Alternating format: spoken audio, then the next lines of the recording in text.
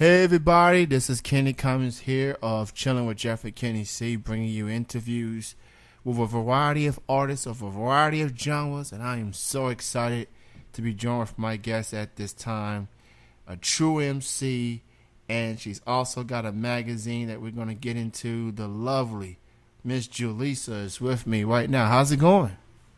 Oh, thank you for that introduction.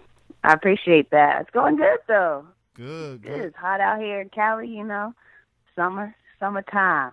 So, exactly where in Cali are you from? I grew up in Los Angeles, actually. I grew up in Inglewood as a child, and then we moved to, the South Bay when I was, in middle school. And so, I'm pretty local out here in L.A. That's cool. A lot of news in the city of Angels as of last night. Because a certain individual has now taken his talents to your LeBron James. Yes. Yeah. LBJ in the house. Yeah. Yo, we excited out here. So we are excited. Yeah, I'll just get this out of the way.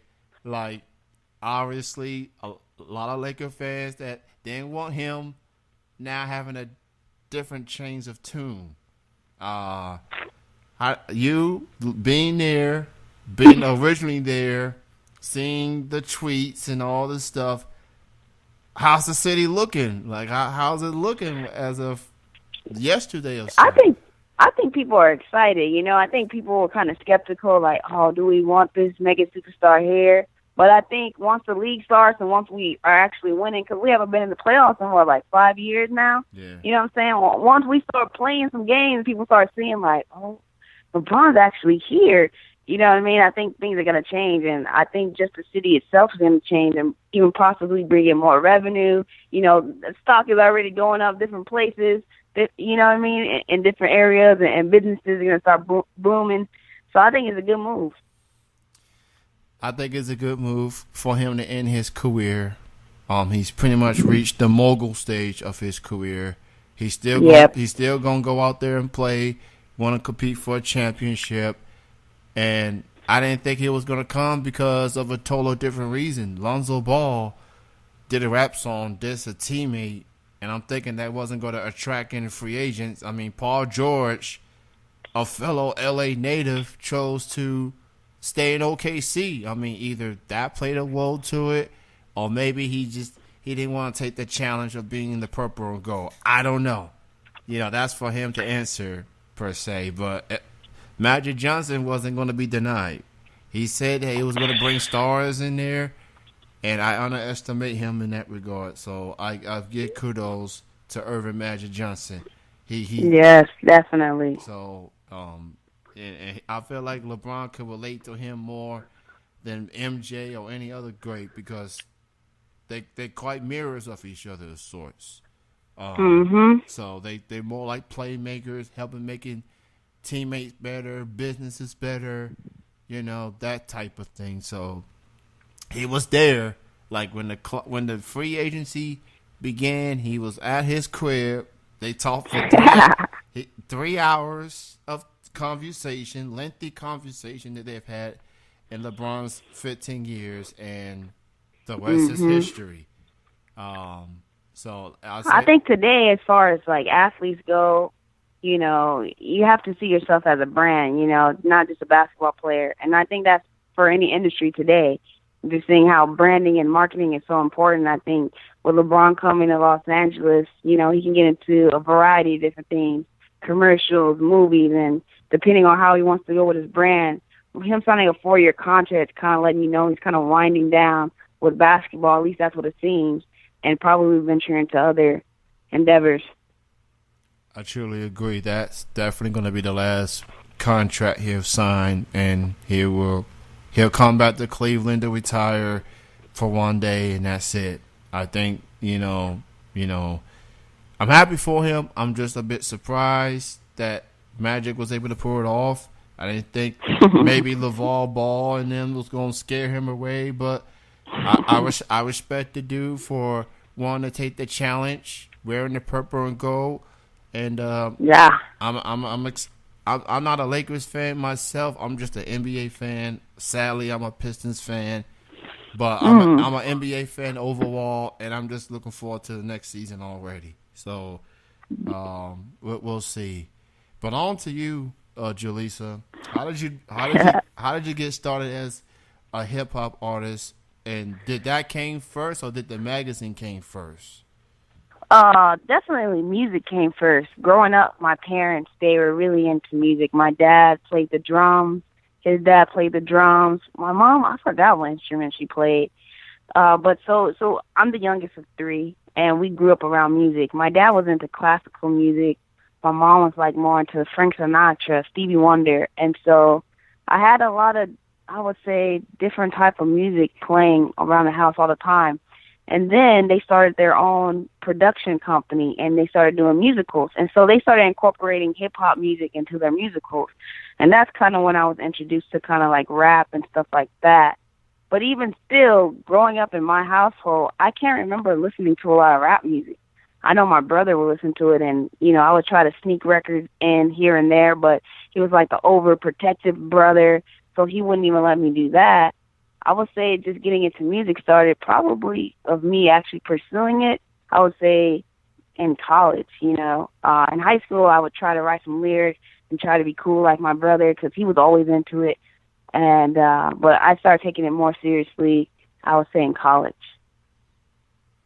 And I have had a chance to listen to some of your music. I know you followed me like a while back, and I like when random people follow me on Twitter, especially music artists, take a look into their profiles and giving their music a listen. I've become a Spotify addict recently, so that's how I listen to most music these days. And your music is dope, very dope. I like the songs. I like the context. One of my favorite songs is a song called "Dear Cole."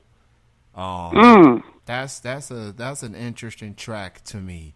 Obviously referring to Mr. Jermaine Cole himself, Mr. K.O.D., J. Cole. I want to talk about that song in particular. What was it like recording that song? And from your perspective, talk about the song. And people will have different opinions about this song, but what in your mind, what's the song all about?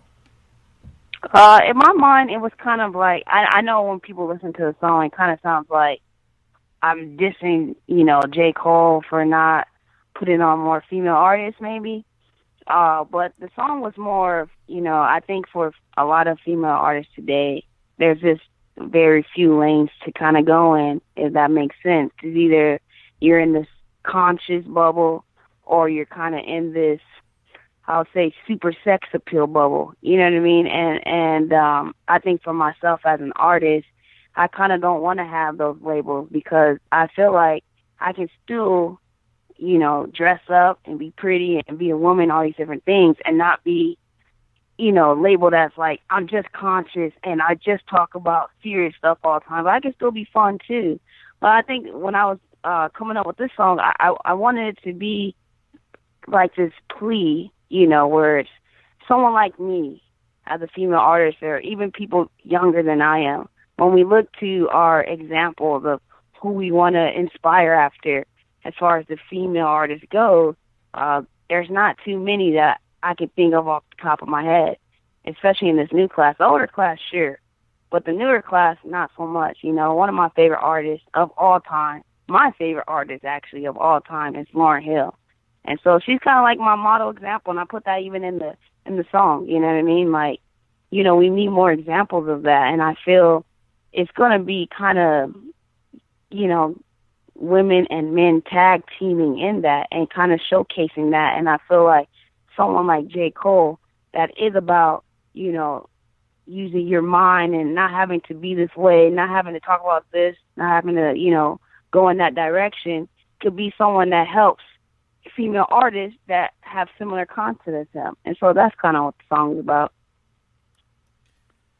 I truly agree with that. You know, everybody knows that hip hop is a male dominant genre, and it always feels like female artists has to work twice as hard and everything.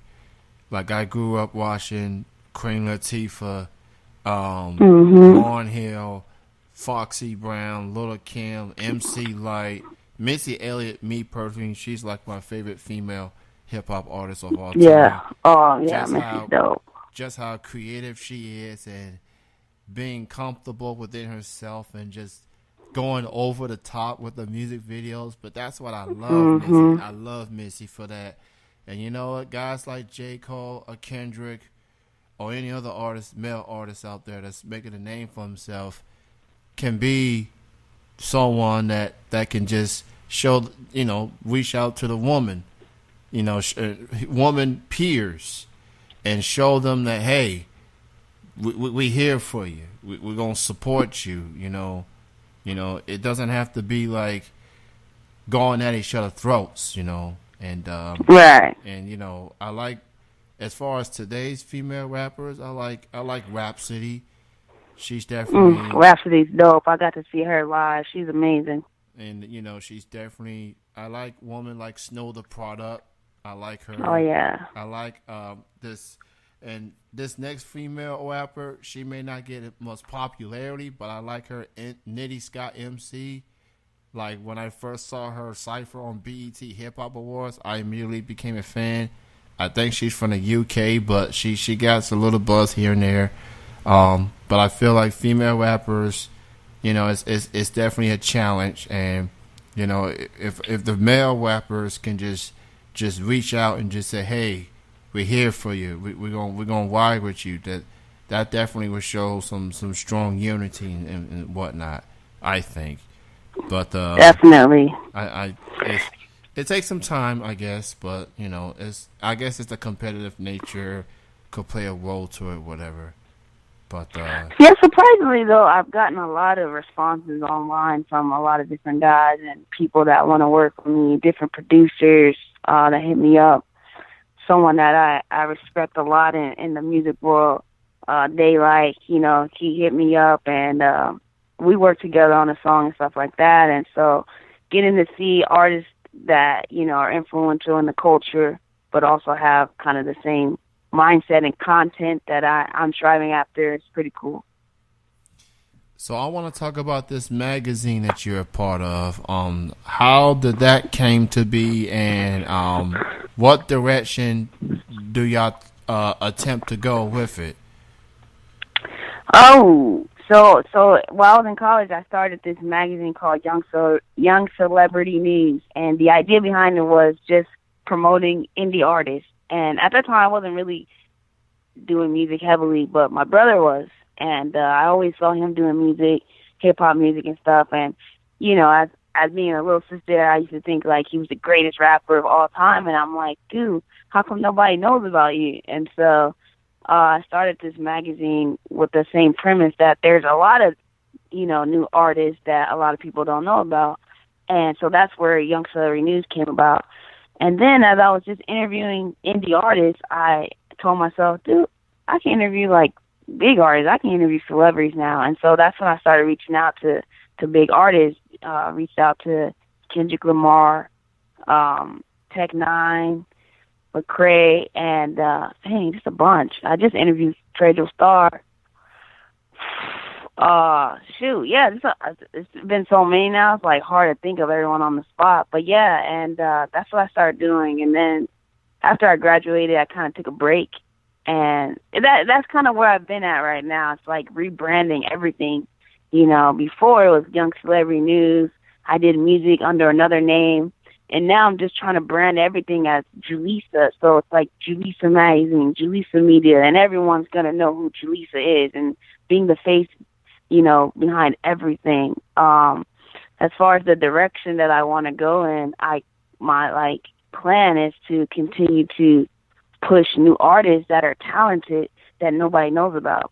And so that comes with a challenge, because in order to do that, I have to, create a platform that is credible, and also that has a following where people care about what I'm putting out. And so it's a work every day and it's a grind every day, because when people, ask me to write an article, or when people ask for whatever, I want to make sure that I don't just give them a great service, but that they're actually getting feedback on their music. So yeah, that's where it started. And that's the direction that it's going in right now. Man, that's quite the names: Kendrick, Tech-9, Lecrae.